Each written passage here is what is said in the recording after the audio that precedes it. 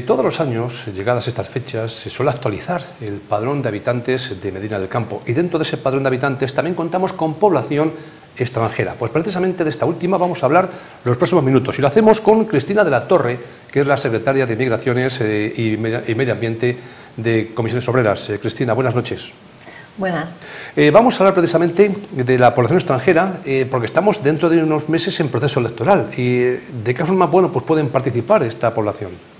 Bueno, la Ley de Extranjería recoge el derecho a la participación en el sufragio de las elecciones municipales para las personas extranjeras, también de la misma manera que recoge el derecho a la reunión, a asociación, a la afiliación, a pagar impuestos también.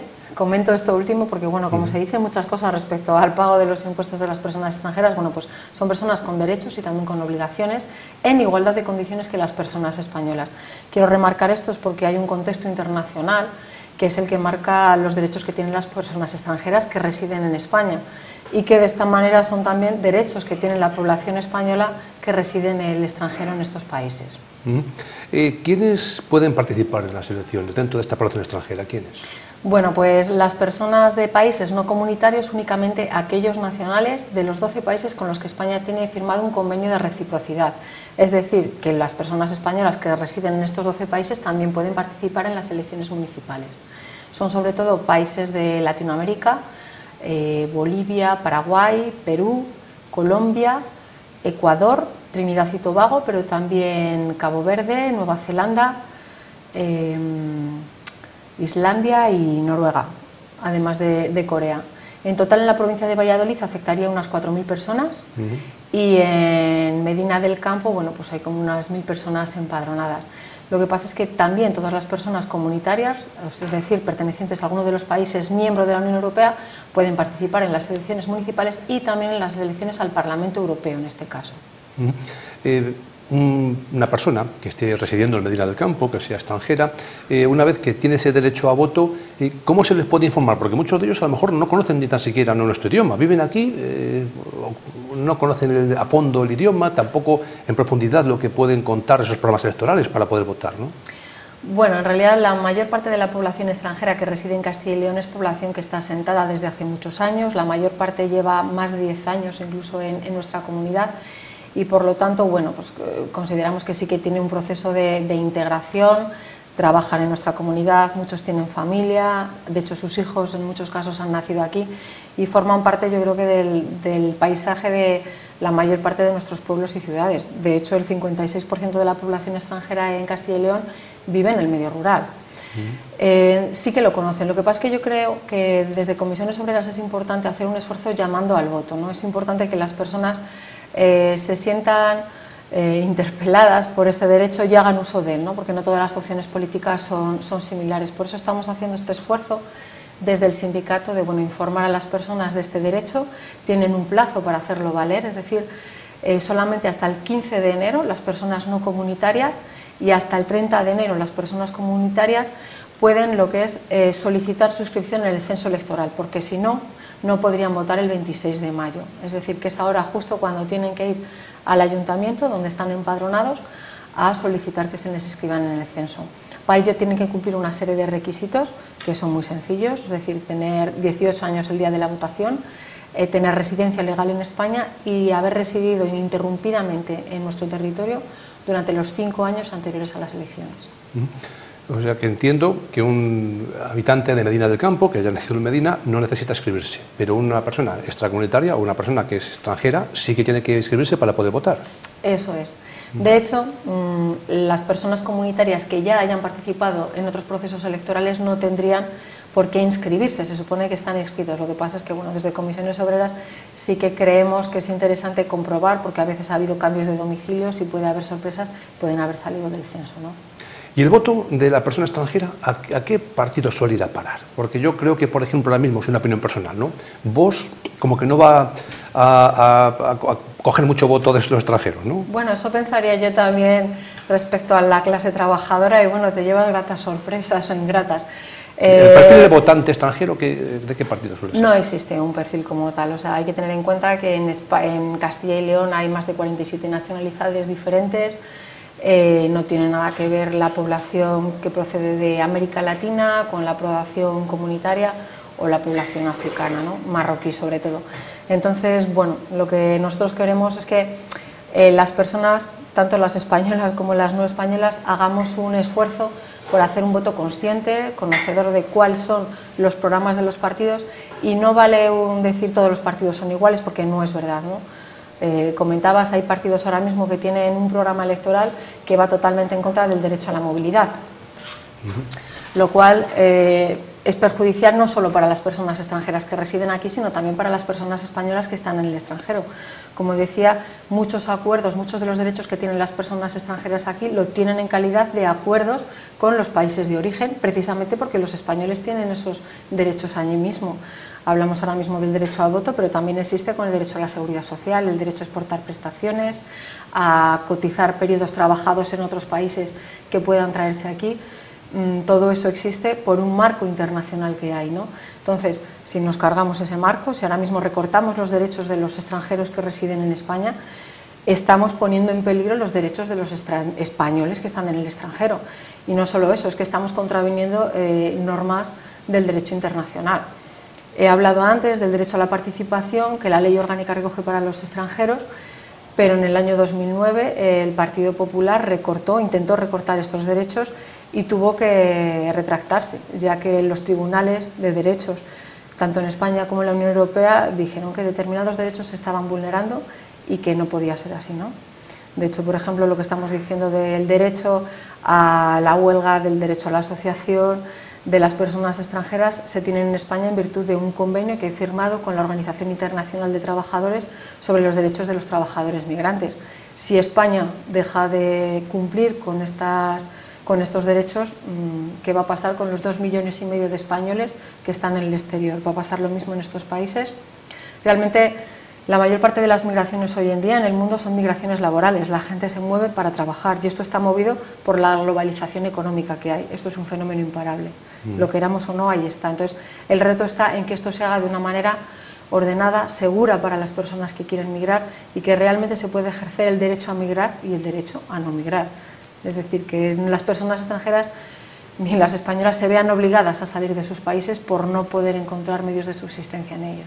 Yo estoy convencido ahora mismo que cualquier persona, cualquier trabajador, sea extranjero, sea español, tiene los mismos derechos. Por lo tanto, si hay una huelga, también tienen derecho a hacer huelga los extranjeros. Eso es así y así lo recoge la ley, ¿no? Lo que pasa es que, bueno, de la misma... Discúlpame, lo que no sería muy normal que aquí en Medina haya una huelga en una fábrica y vayan a trabajar todos los extranjeros, los 15 o 20 que haya, o 30, ¿no? Efectivamente, ¿no? Eso lo vemos como claro. Sin embargo, vemos que se está poniendo en cuestionamiento que estos trabajadores tengan acceso a determinadas ayudas sociales. O personas que han estado trabajando y se encuentran en una situación de desempleo tengan derecho a estas ayudas, porque la ley orgánica de extranjería lo recoge, ¿no? Las personas extranjeras tienen acceso a las prestaciones de la seguridad social y de las ayudas sociales en igualdad de condiciones que los españoles. Entonces no entendemos tampoco desde el sindicato que eso se esté cuestionando ahora mismo. Si acceden en mayor medida a determinadas ayudas es porque cumplen los requisitos, ni más ni menos. Las ayudas específicas para ciudadanos de determinadas nacionalidades son ilegales y no existen. Por lo tanto, lo que sí que hay ahora mismo, y lo hemos detectado desde el Sindicato de Comisiones Obreras, es una segregación ocupacional. Es decir, las personas extranjeras, independientemente de su formación, ocupan determinados nichos de empleo que coinciden con aquellos en los que hay más precariedad, aquellos que tienen los salarios más bajos, y esto da lugar evidentemente a que pues la brecha salarial de las personas extranjeras respecto a las nacionales sea doble mitad, cuando van al desempleo las ayudas que reciben sean menores, es decir, que se generan menos derechos y por lo tanto pues pueden estar en una situación de vulnerabilidad social mayor que la de las personas españolas. Y yo no sé si en Comisiones Obreras consta de que, por ejemplo, los empresarios traten de diferente forma a un migrante que a un extranjero, que a un español de las empresas, y que los compañeros, ¿no?, les traten igual a los propios extranjeros que a un compañero que sea de su casa y de su barrio, de su pueblo, ¿no? ¿El mismo trato es el mismo para todos o no?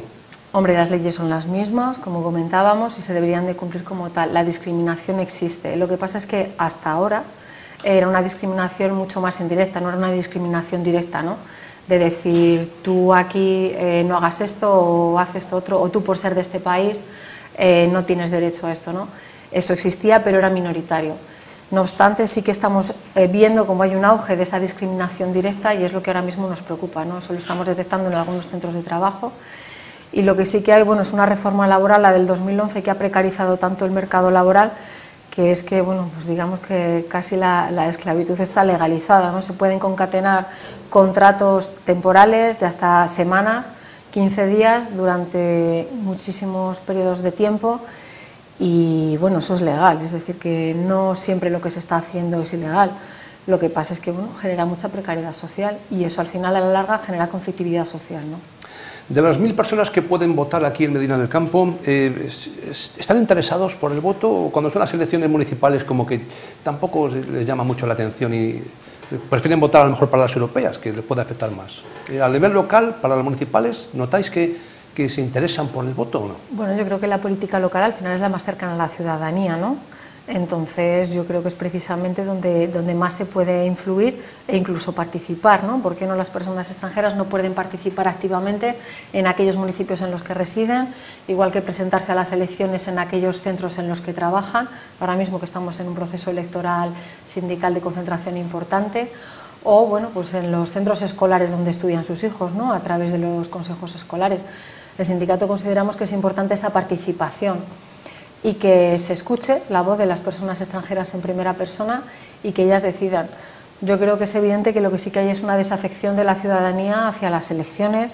Hay un falso rumor de todos los partidos políticos son iguales, nadie cumple, que yo creo que es lo que hay que combatir, ¿no? No todas las posiciones son las mismas, ni todos los programas son los mismos. Estamos hablando de los vecinos extranjeros que pueden votar o pueden participar en las elecciones. ¿Y pueden ir en las listas electorales? ¿Pueden ser candidatos a las alcaldías o no? Por supuesto. ¿Sí, sí? De hecho, así se ha dado en algún municipio.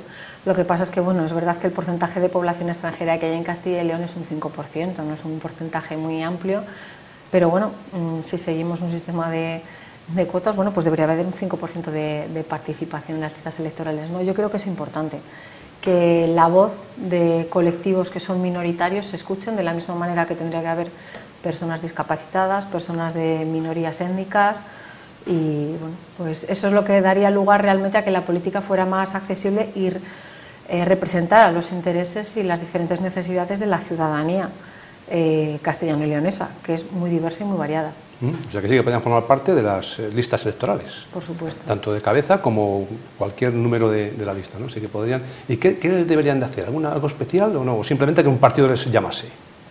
Bueno, ellos participar activamente en los partidos políticos que haya en sus municipios.